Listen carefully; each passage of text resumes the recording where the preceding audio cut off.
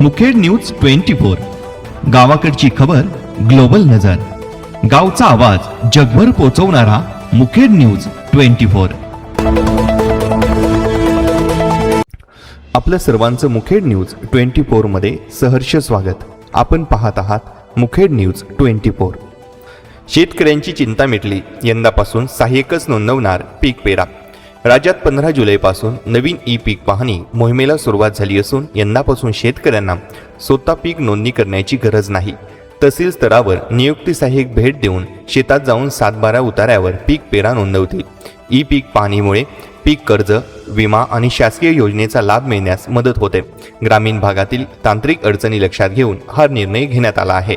या मोहिमेत बचत गटातील महिलांची मदत घेणार असून पीक पाहणी पूर्ण झाल्यानंतर शेतकऱ्याच्या मोबाईलवर माहितीचा संदेश पाठवला जाणार आहे।